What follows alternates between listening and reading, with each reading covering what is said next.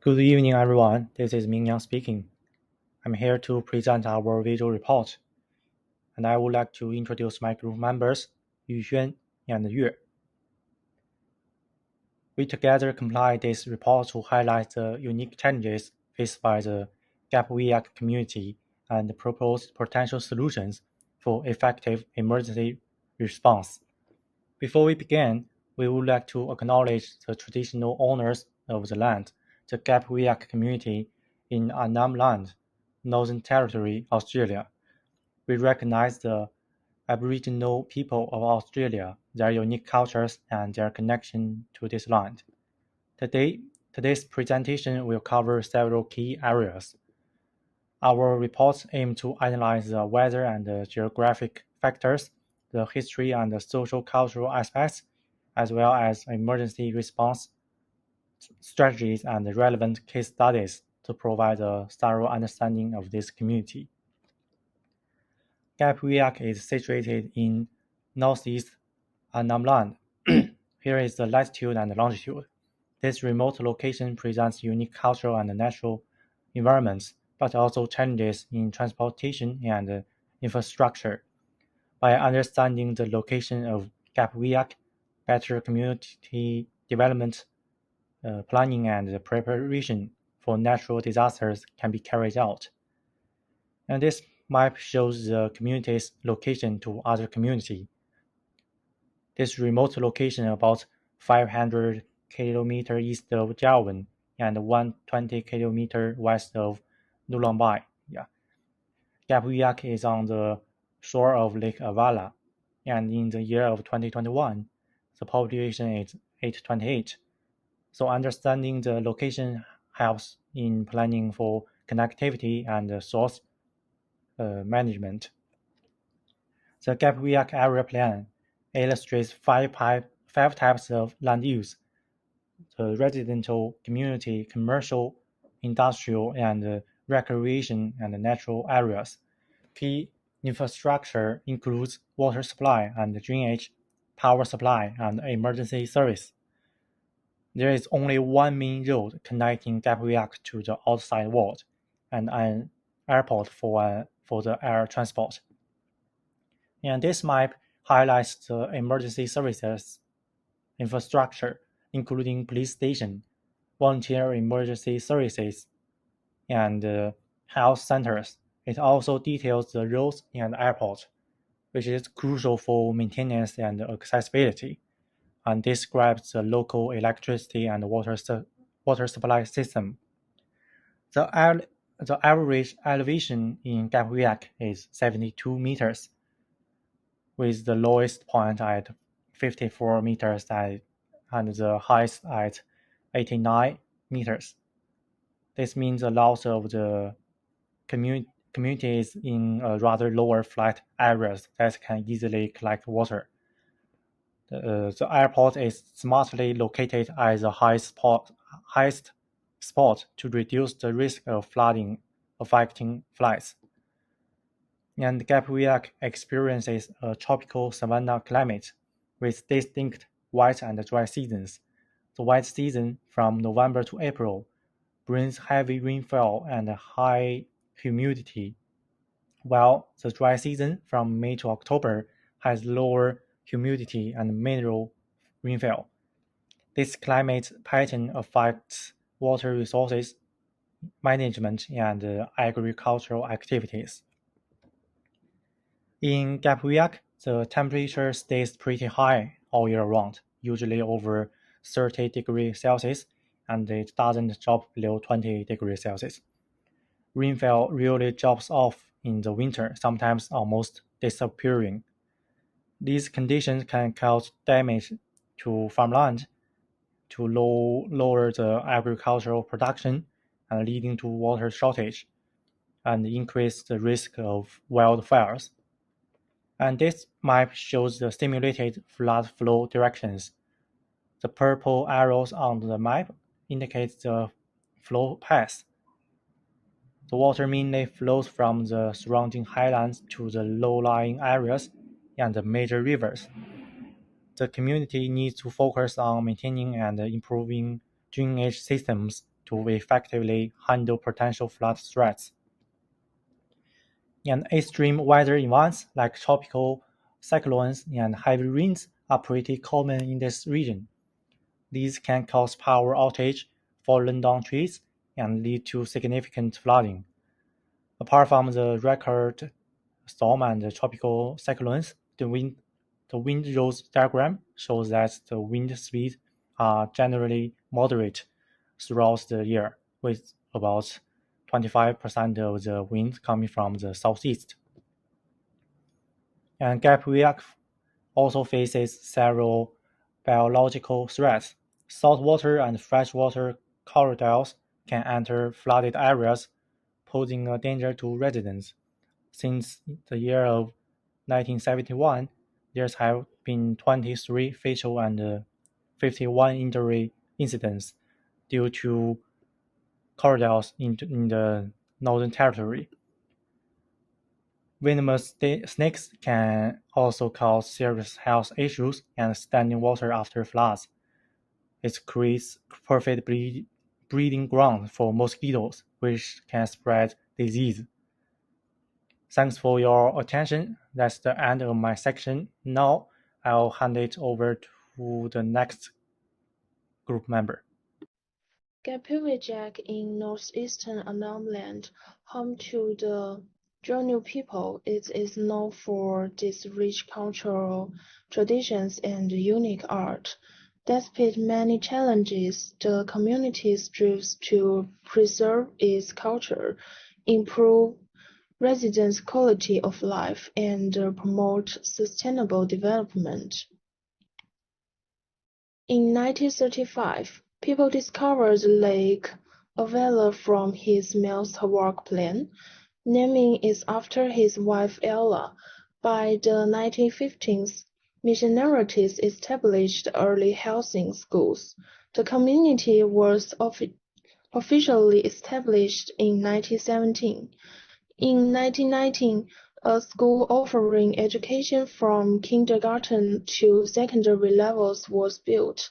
The ACCAP launched in 2000, enhancing infrastructure. Today, ongoing development plans focus on infrastructure upgrades and improvements in education and healthy care. This community is rich in cultural heritage and traditions. The image on right depicts a cultural gathering, showcasing the vibrant and active cultural life of the people. Their complex kinship systems, traditional ceremonies, and unique art forms are integral to their identity and community cohesion. This cultural richness is a vital part of the community's resilience and continuity. The main educational problems faced by the community are the inability of many families to keep their children in school, rather than out of the workforce, and the lack of educational resources due to the economic backwardness of the community.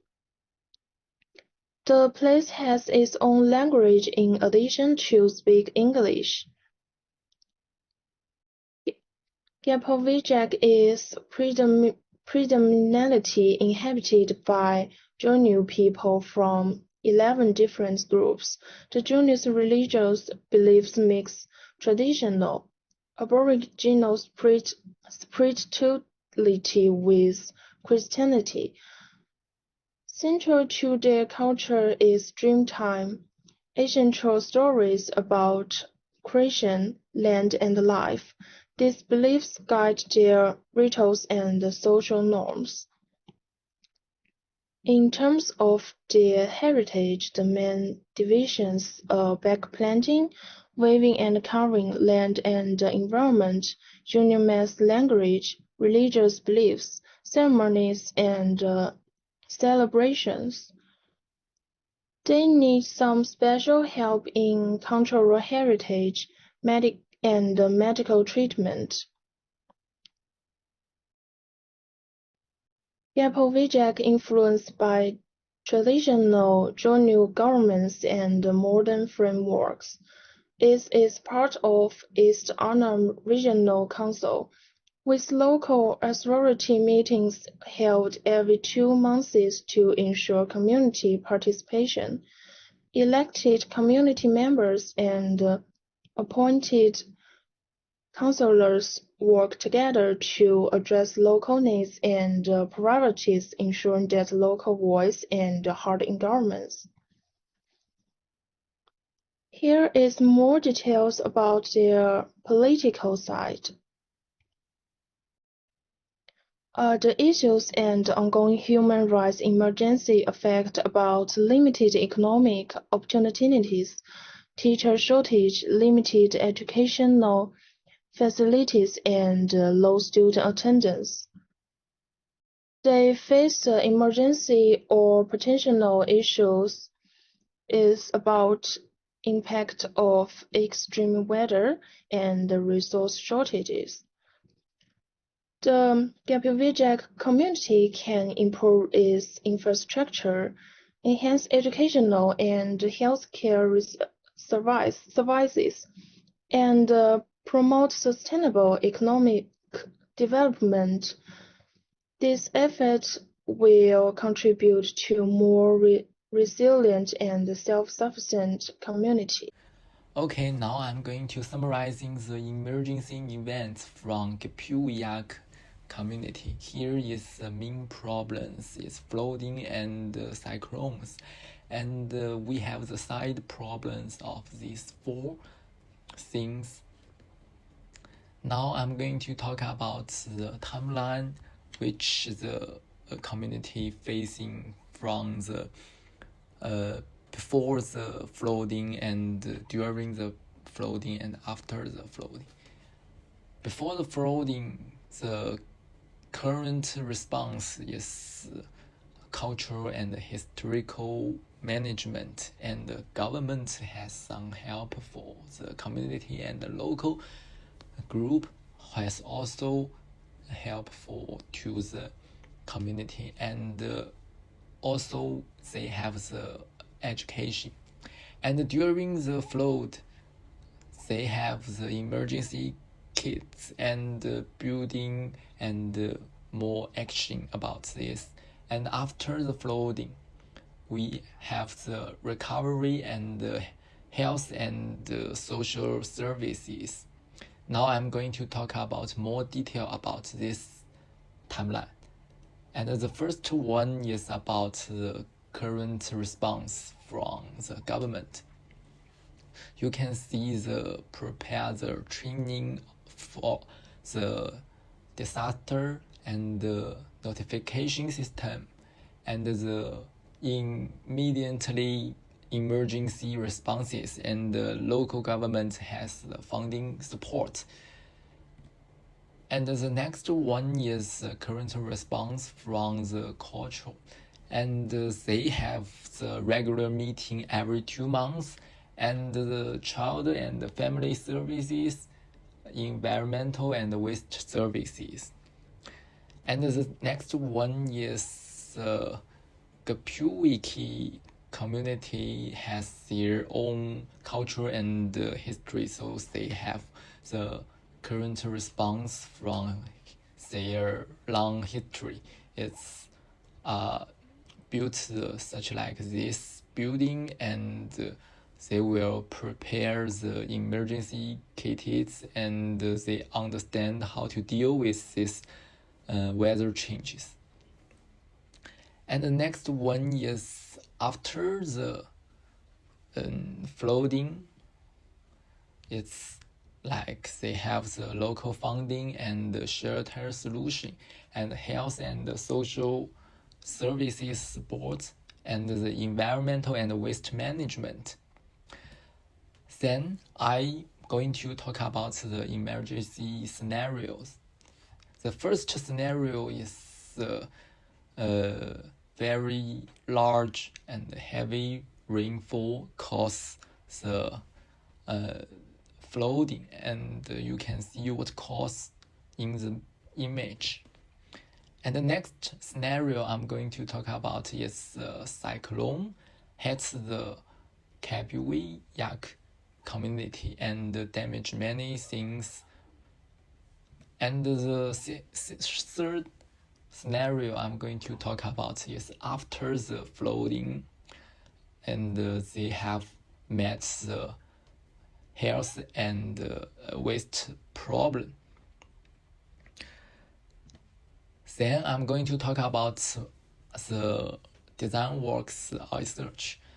The first one is the bamboo-based structure. It's building built by bamboo, and you can see it has a high level and which can leave the water on the ground.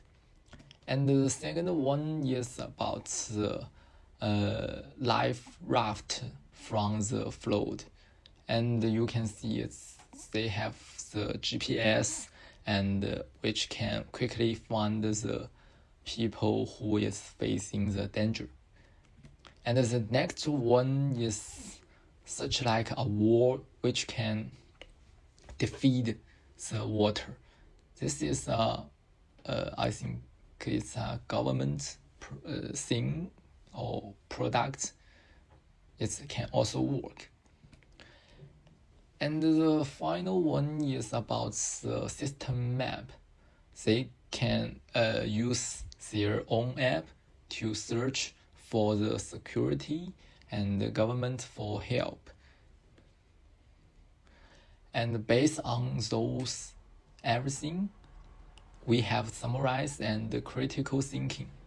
The first one is about the infrastructure, and the second one is about the flood management, and third one is about the health and emergency services, and the final one is culture perspective in the crisis management, and which you can see it's a current problem which is not really helpful for the flooding their feet.